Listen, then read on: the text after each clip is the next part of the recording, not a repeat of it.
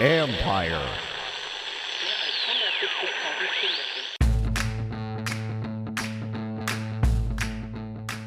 Hello and welcome to my podcast. Do me a favor, subscribe to the John Keim Report wherever you get your podcasts. If you're watching on YouTube, hit that like button, hit that subscribe button. You can find us there as part of Empire Media, AMPIRE. Always much appreciated when you tune in. Don't forget you can read my work on ESPN.com. I have a bunch of stories of now just draft analysis, stadium agreement stuff, and then a new kicker. So that's all up on ESPN.com. I'll have another story out later in the week, probably the weekend. So anyway, go there for all that. In a minute, I'll be joined by former Washington Redskins coach Jay Gruden. I wanted to bring him on because he follows the draft, he studies the draft, and he studies this team, and he pays attention to this team, of course, since he coached here. But he also provides a level of expertise that I always enjoy. So while he liked the Commanders draft, there were some picks he wasn't quite sure about. Some things maybe he would have done differently. He talked about the edge rusher. So I think you'll enjoy it. And he also talked about the drafting of a guard by Dallas at number 12. Now, you guys know that I like that guard, Tyler Booker.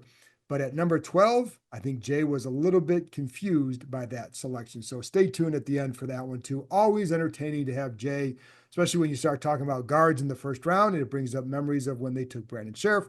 Now, of course, it's he said they took him as a tackle. Anyways, stay tuned for all that. I don't really have a whole lot to add about the stadium topic, and I don't want to get into the little every day having something on that. It's going to be a long process and just trying to gauge where people are at with everything. New information, or I don't know about new information, but just information will come out often about where people stand on the issue, and I'm compiling that myself. But suffice to say, it's going to take some work, and I still think there's optimism that it gets done, because as someone else told me, what's the alternative for DC? So anyways, but I'll get into all that as we go on when news warrants. And for now, you can see my little drink there in the background from Huel. And I just want to talk a little bit more about that, because anybody who knows me knows I'm very mindful of my protein.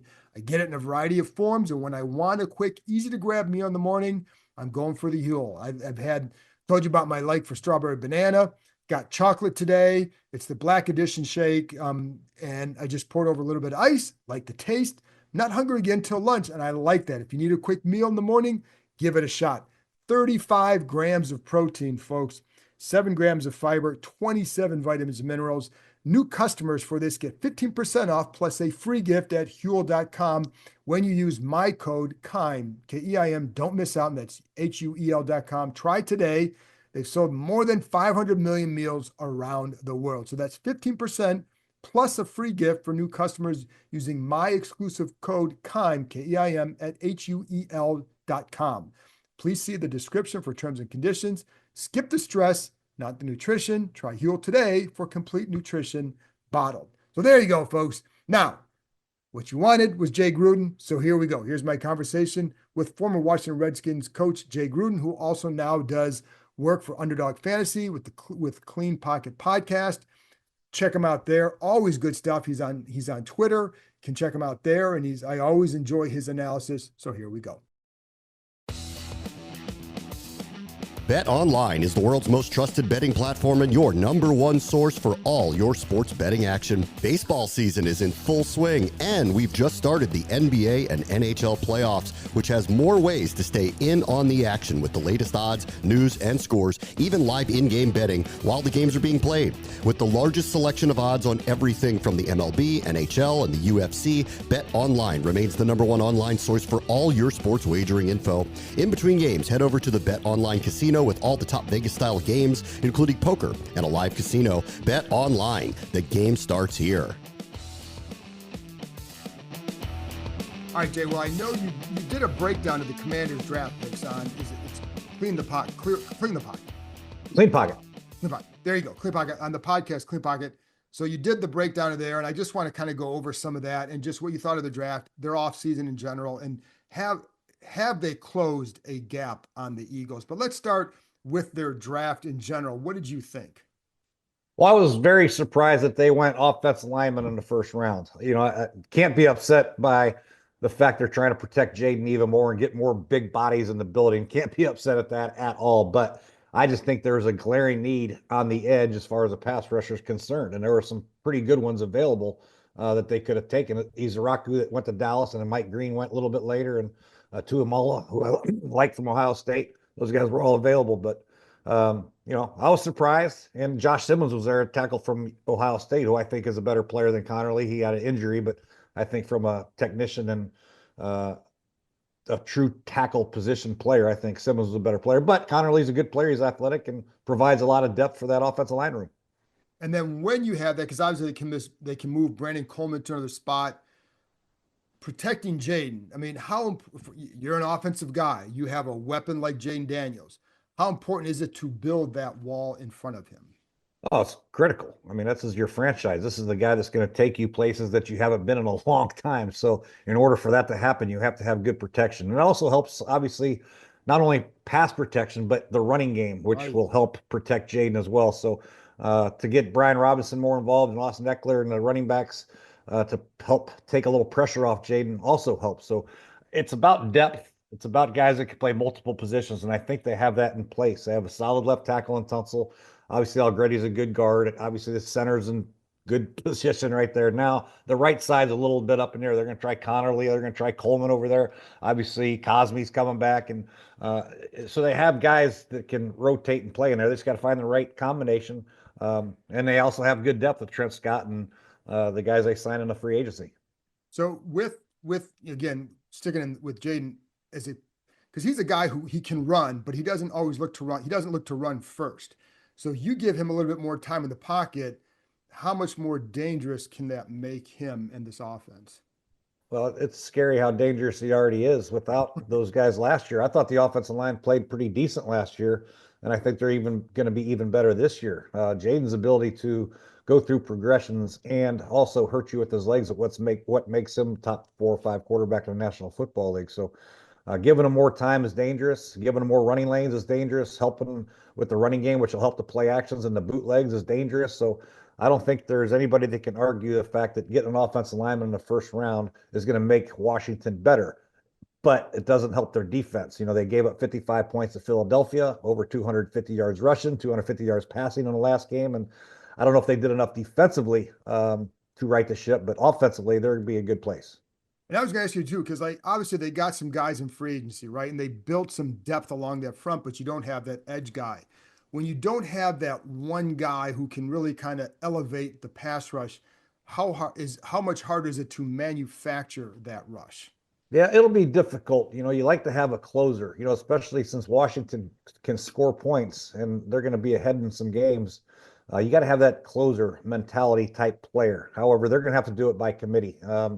They're going to have to do it with Frankie Luvu off the edge. They're going to have to do it with Bobby Wagner in the A gap. They're going to have to do it with stunts and twists, which I know Dan Quinn loves to do anyway. Put Armstrong on a guard like they did sometimes throughout the season last year. Create matchup issues because they don't have true one-on-one winners anywhere across the board. So they're going to have to do it in unique ways and blitzes and fronts. And I know Dan Quinn has that ability, and the defense is smart enough to do that. Trey Amos, the second round corner, you had called him, I think, on the podcast, the best pick in their draft. Yeah. Why do you think? Well, he's a great corner. He's a lockdown corner. He can play man. He can play zone. He's tough. He's long.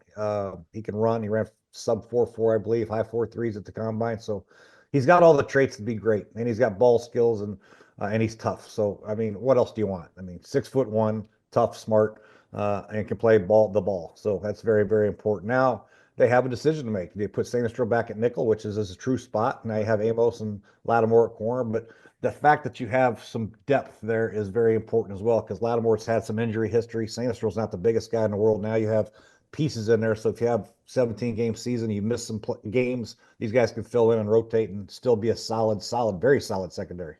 So with Amos too, and one of the things in his talking to people over here and just watching him, obviously, the better corner play, you can help your rush a little bit, but also creating turnovers, the ability to disguise. And if you have a corner who can do what he does that make it harder or easier to disguise things and make it a little bit harder for the offense? Yeah, for sure. For sure. I think that's Dan Quinn's specialty. He plays a lot of different coverages, and disguise is a very big part of it. If you can make the quarterback pull the ball down with some indecision, it helps out your pass rush tremendously because we all know that they're going to have a lot of help with the pass rush. So different type of fire zones, different type of zones is good, but you also the ability to play tight man to man. is very, very important. And I think with the ability to play man-to-man and disguise some coverage intent is going to be critical for the Washington defense moving forward. But they're going to have to play some loaded boxes to stop the run. So that's going to put the corners in jeopardy, which now they have good corners that can handle it. That's the biggest thing that I see. Now you put a safety down on a box and you feel good about your corners holding up against the best receivers in pro football. Going back to Connolly for 1 minute, because one of the things that just jumped out to me too, and I was thinking about the corners, because you got to play the Eagles, you got Devontae Smith, you got AJ Brown, you want a mix of kind of corners. Same thing for the offensive front, right? When you're making a decision as a team, how much do you look at like, well, listen, man, the Giants are getting Abdul Carter. They already got these passers. You got Micah Parsons, you got Jalen Carter. How much would that factor into a decision to maybe beef up that line? Oh, 100%. You have to continue to beef up your offense and defensive lines. That's probably right now the most glaring issue is why the Eagles won the Super Bowl. Their offense and defensive line play was dominant across the board. They stayed healthy, and obviously Saquon was a big part of it. Jalen Hurts and AJ Brown, you mentioned, and the defense, but offense and defensive line dominated the line of scrimmage throughout the season. And that's what I think Washington's trying to get to by drafting Connor Lee in the first round and adding Tunsil. They're trying to get to that point where they can establish the line of scrimmage dominance on offense and compete with Philadelphia's defensive line and the Giants now that they add Abdul Carter, like you mentioned. So, yeah, I think it's critical to make sure that you continue to protect your quarterback and be able to run the ball with your offensive line. And then obviously, and I'm going to get to Jalen Lane in a minute, but everybody talks about getting the best available player. That's what always the goal is, right? How many times do you think when you're here with that, you guys would really do that? It's one thing to say it, another to do it. Is that always a hard thing, or do you kind of like look at his best player at position of need? I think, there's a fine line there. I think typically if you have a position of need, you can convince yourself that position of need, that player is as good as the best player on the board. You know what I mean? You can convince yourself of that. Not very often do you have a true top 5 pick available and you're picking 20. Usually that doesn't happen. Usually they're already gone. Sometimes it happens in the 3rd and 4th and 5th rounds. You'll see a guy with a better grade, but you take a position of need. I think that's necessary. You can see a lot of teams did that this year. Buffalo took all defense. San Francisco took all defense. There's a lot of teams that really attacked their needs as opposed to taking the best position of player available. So, yeah, there's a fine line, but you have to continue to upgrade your team. Jalen Lane, speed guy. What do you like, or what do you think? You know what? He's a slot player. He can really run, and that's important to have a trait that you really like. And I think he's a punt returner. He's going to compete with McCaffrey as far as a key punt returner. I think he had 67 punt returns, a couple touchdowns. So to add that threat as well will help his stock a lot come time to make the cuts. I don't know if he's going to take any.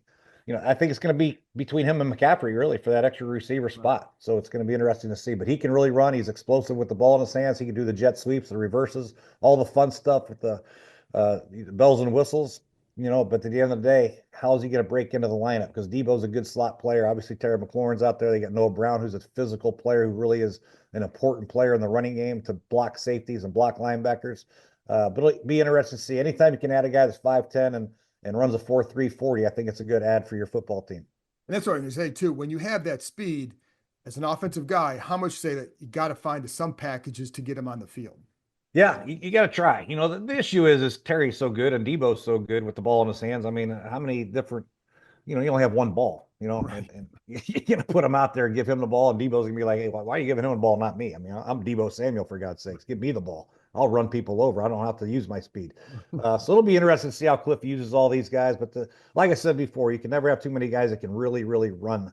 And I'm sure they'll find unique ways to get him down the field because he really can take the top off. In the slot or even outside. I mean, he can fly. So it's always good to have a guy out there, play action passes, sending him on the deep post and letting Jaden let it rip. And if the safeties take it, then you take the Debo on the high cross or Terry on the high cross or whatever it is. And 3-level throws will be very, very good with this guy taking the top off.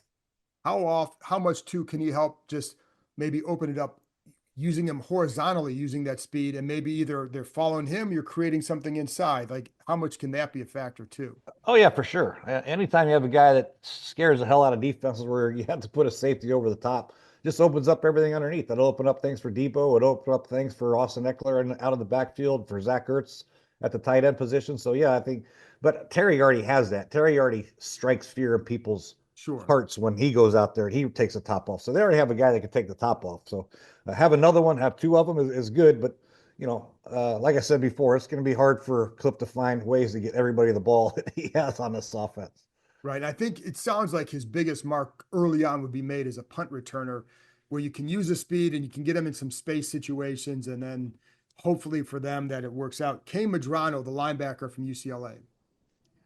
Yeah, I watched him on tape, but I'm not the biggest fan of this cat. He's taller, he's skinny, he plays little, not a very physical guy, but he's a guy that can run. I'm sure if he makes the team, it'll be because he's a special team uh, uh, killer. That's what he's going to have to be because the new kickoff rule, I think you're going to have some speed at linebacker that can run down on kicks and obviously block on the kickoff return because that's going to be a big weapon for teams this year, the kickoff and kickoff return. So he can run, he's long.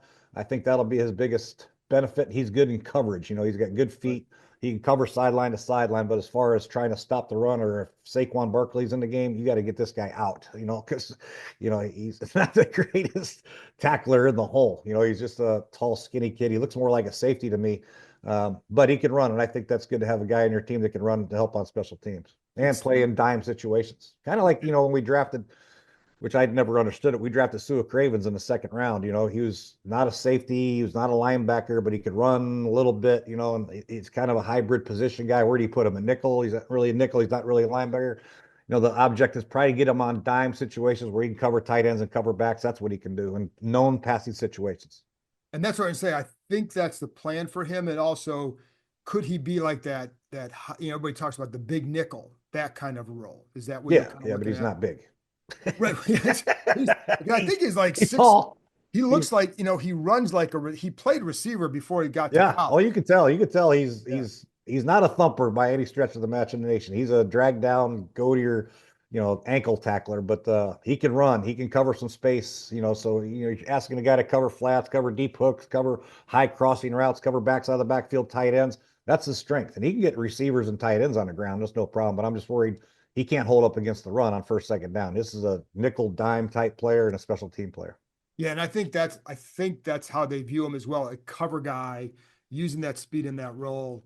Because like with he's not Bobby, he's not Frankie, and they have Jordan McGee behind him too, and like he's more of if you're excited that this guy is the heir apparent of Bobby Wagner, don't do that. No, Jordan McGee, I think, is that guy right now. Ja'Cory Krosky-Merritt at the running back. Yeah, he only played one game at Arizona this year because it was, I don't know what it was.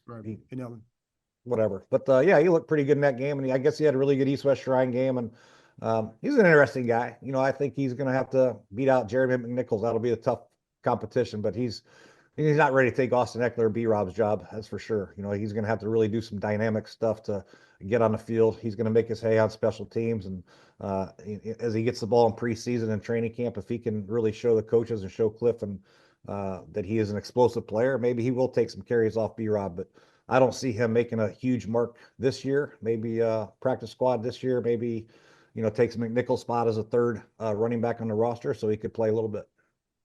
When you have a guy who hasn't played like that in his best games, I mean, he had the one game at Arizona, he did a nice job. It's against New Mexico. You're not seeing him against, the Power 4 conferences or whatever. How hard is it to get that full evaluation? Because his stuff was New Mexico, primarily. He had the 1 year at New Mexico, had a great year. How hard is it to get a really good evaluation of what he can do?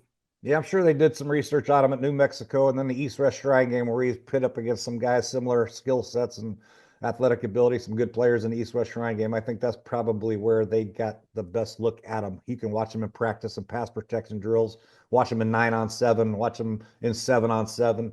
I'm sure he showed enough skill, enough speed, enough vision where it's, hey, you know what? Late in the draft, let's take a flyer on this guy and see what he can do. Let's see if he can compete with Jeremy McNichols and give us another back in the room. And obviously Rodriguez is still here too, so that's another good back. So they have 5 pretty good backs that are in good competition. What do you think of B-Rob? I like B-Rob. B-Rob's a tough runner. I think he's a good first, second down guy, and he's got good vision. He's, could you get better? Yeah, I think there's a lot better backs out there, but I think he's a solid running back in the National Football League on first, second down. And I think the role that he played last year was perfect. we don't want to give him too many carries. I think 6, 7 touches a game, whether it's out of the backfield or catching the ball or handing the ball off, is perfect for him. He's still got a great knack for the game as far as in the routes. He's got good hands. He's got a good feel for it. Just don't want to overuse him. He's getting older, but he still is a dynamic player and can be used in critical situations. What have you thought about their offseason in general, adding Laramie Tunsil, Debo, and then obviously getting a few guys on that defensive line, Kinlaw, Goldman, Dietrich Wise, Jacob Martin? Yeah, Jacob Martin's more of a pass rusher, but the other guys are more run players. I think Kinlaw is more of a run player. Dietrich Wise, a more run stopping defensive end. Those guys are good guys to have against the run because they can hold up against tight ends and tackles on the outside zones and the power plays. Now, these guys aren't going to get much pressure on the quarterback. They never have. Kinlaw has always been an underachiever in that regard for some reason. He's big, he's strong, he's got good hands. We always wonder why he doesn't have 10 sacks and 40 pressures from when you see him walk in the room, you're like, holy shit, but you look at his production, you're like, come on, man. But he can hold up against the run. Sheldon Day is a good player. So they have good depth on the defensive line, a good rotation. So it'll be exciting to see how they do. The guy that you got to, I think has to step up is Duran's got to step up and play better. He's got to get better pass rush going. He'll do that. So Farrell's a good run player as well. They just don't have any juice off the edge is my biggest concern. Yeah, and would Zadarius Smith, he's a free agent right now, if they go out and get him, with that, how much could a guy like that help? He's not much of a pass rusher anymore either, in my opinion. He's okay. He plays hard. He's a tough guy. I think he fits into the culture. I know he's a great guy. He works hard, but he's not a true pass rusher that you're worried about. Like if I'm an offensive coordinator and I see Zadarius out there on the edge, I'm not putting extra people out there to slow him down. I'm not chipping him. I'll let my left tackle have him. I think, but he'd be a good add to the room. With Kinlaw, and you brought that up because I think that's one question people have is what can he add? The thing I fall back on, I'm curious from your perspective, Adam Peters knew him from San Francisco. Daryl Tapp coached him there, and Dan Quinn is a D-line guy. So there's something they must feel like they can unlock.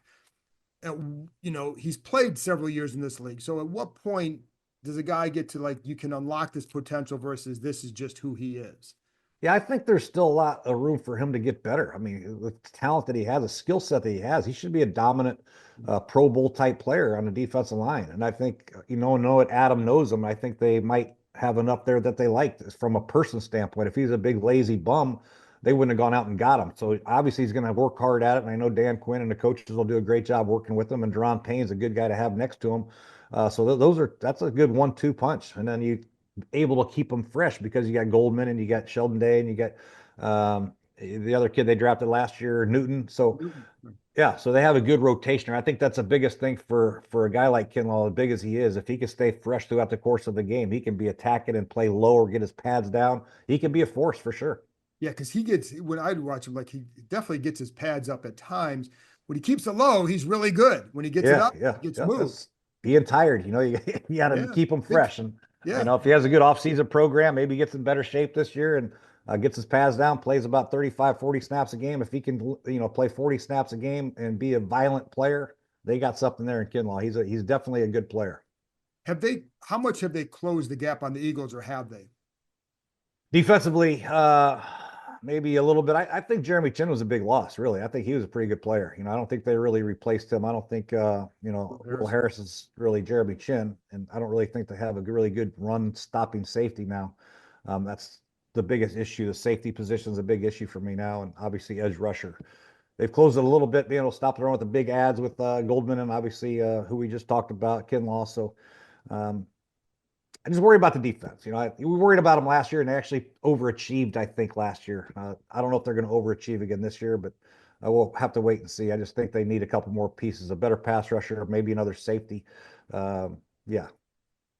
Because you look at this, obviously it takes time to build the kind of roster you say, okay, now you're really where you want to be, right? But when you get a guy like Amos, and I know he had 3 picks last year. How much can just one corner maybe help create more turnover opportunities for this? That's one thing. And then 2, the best offense is a good defense. Both of them are true. They're both very true. When you have 2 good corners, 3 good corners now, it allows you to play more single high safety and be more attacking on defense with your fronts and with your safeties being involved in the defense and the run schemes and all that stuff, and then forcing teams to throw the ball, and you have your corners that have good ball skills and can turn the ball over. And you can add rushers as well. I mean, you can play 5-man rushes and be more 6-man pressures. You can do some cover zeros and be ultra aggressive if you want to, if your corners can hold up. And now I think they can. So I think Dan Quinn has a good enough blitz package where he can be very creative with the corners they have, and that helps out a lot. And turnovers are going to be key. They don't want to be conservative and just play 4-man rushes and mix in their covers. They want to be aggressive and try to get the ball back for Jaden in that offense. And then Jaden and the offense, they'll do a good job of being balanced and keeping the defense fresh. I think they can work out hand in hand. I may have asked you this in an earlier podcast, but with Jaden, you're going into year 2. What would you do as an offensive coach? I don't have any doubts that the guy is going to keep improving because of how he works at it. I think you know how important that is. But what would you kind of stress to help him keep growing and developing while defenses are trying to obviously study him and take things? Yeah, you just continue to feed him information and concepts that he's comfortable with. Make sure you really have a good sit down with him, and make sure every game plan you have plays that he's very comfortable with and what he's good at, and which is everything. That's the biggest issue I have is we can call bootlegs, we can call quarterback zone reads, we can call RPOs, and then your playlist is 300 plays long. Holy cow, we got too many plays. Right. He can do all of them. So yeah, I think that's the biggest thing is for Cliff and them to really hone in on what he's comfortable with and what he's good at, and then every week have some different nuances off of those things and continue to attack. I mean, there's really nothing that he can't do, right? I mean, I don't really see anything. I wouldn't be afraid if I was calling plays for Jaden. There's really not any type of play, formation, drop back, bootleg that I'd say this is not for Jaden. I'd never call this for Jaden. He's not good at this. He's good at everything. So that's going to be the biggest problem for Cliff is trying to limit the playbook and make sure he stays comfortable. Just a couple more things. What's the one thing that for a young quarterback that stunts their development? Like what is something like if quarterback doesn't do this, team doesn't do this, what stunts it? I think a lot of times quarterbacks, in year 2, they might start to look at their stats a little bit, be afraid to let the ball go, maybe be a little bit more conservative in their ability to attack defenses, throwing the ball in tight windows and things of that nature. I don't think that'll happen to Jaden. They might start thinking about their stats a little bit more. I want to get my percentage up and I don't want to get hurt. I think Jaden's going to continue to attack. I really don't think he's going to have a second, a year 2 meltdown or anything. I think the confidence level has got to stay high, continue to protect them, stay out of long yardage, and obviously try to keep the team into multi-dimensional areas, attacking defenses. You don't want to be in down 2 touchdowns every time you have the ball. That'll stunt his growth, obviously, but I don't think that any of that'll happen. I think he's going to be just fine. And the last thing, anything surprised you with the draft? All the quarterback talk and all that, what surprised you with it? Well, the whole talk was on Shador. Didn't really surprise me. It surprised me he went in the 5th or whatever. Well, that was a little too late. I think he probably was a 3rd or 4th round type guy. I had him actually in one of my mocks that I was kind of playing around with. I had to go with the Giant. I just thought all the hype was there for somebody who would take him early in the 1st round. But when you watch him on tape, it's not a total surprise that he went that late. I thought it was a surprise Will Howard went after him. I think Will Howard had a better year. He's a more physical guy, 6'5", 240 pounds. Quinn Ewers went to back-to-back playoffs. He went after him. I was surprised at that. But the draft is a draft. You just never know what teams think. Everybody has their scouts, their GMs, their coaches, their evaluations. It takes a long time. There's a lot of work put into these things. And sometimes we don't understand it. I don't understand. When I was coaching, I don't understand why the Steelers took the guy that they took. I'm like, how the hell did they take this guy? I didn't even grade this guy. Who is this guy? Really?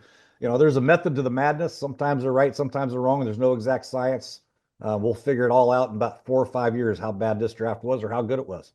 And that's what I'm going to ask you too. Like, how much, do you ever know what, like, okay, we know Team X is going to take this guy because of our intel. Do you really, like, what kind of intel would you get that might help you with that? Do you get a lot of that?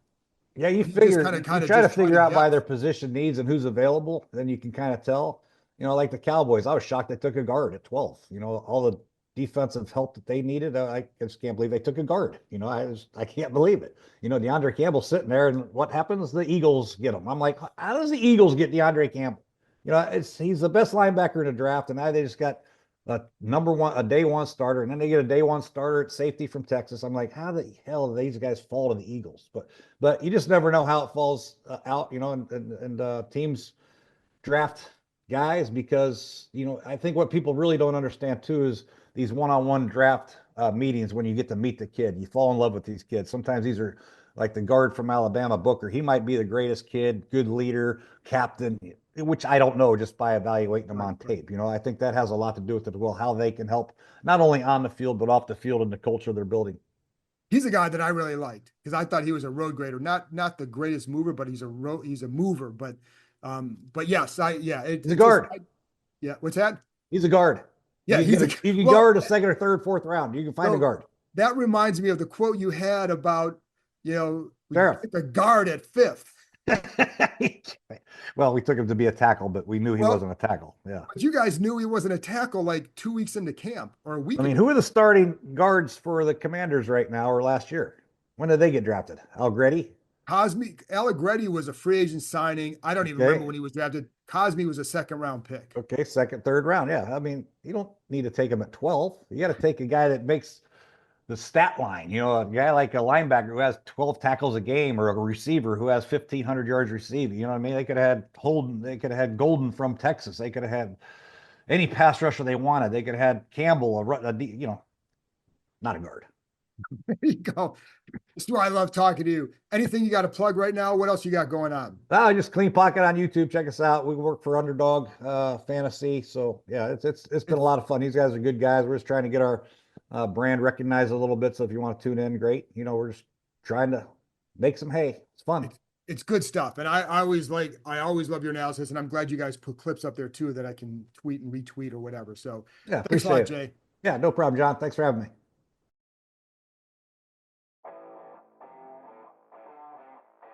If you're constantly on the move or just tired of skipping meals, Huel has you covered. They're today's sponsor, spelled Huel, and their Black Edition Ready to Drink is a total game changer. It's a complete meal in one bottle with 35 grams of protein, 27 vitamins and minerals, high fiber, low sugar, so you feel full, focused, and ready for your day. No prep, no cleanup, just grab and go. Huel's already sold more than 500 million meals around the world, and now it's your turn to try it. New customers get 15% off plus a free gift at huel.com, Huel.com, when you use my code KEIM, K-E-I-M. Don't miss out. Try it today. And anyone who knows me knows I'm very mindful of my protein intake. I get it in a variety of forms, and when I want a quick, easy-to-grab meal in the morning, I go for the Strawberry Banana Black Edition Shake. I pour it over a little bit of ice, and I like the taste, and I'm not hungry again until lunchtime. If you need a quick meal in the morning, give it a shot. So that's 15% off plus a free gift for new customers using my exclusive code KEIM, K-E-I-M, at huel.com. Please see the description for terms and conditions. Skip the stress, not the nutrition. Try Huel today for complete nutrition bottled. That's it for this episode. Thanks to Jay for joining me, and thank you, as always, for tuning in. I'll be back on Monday with another episode. So, I'll talk to you next time.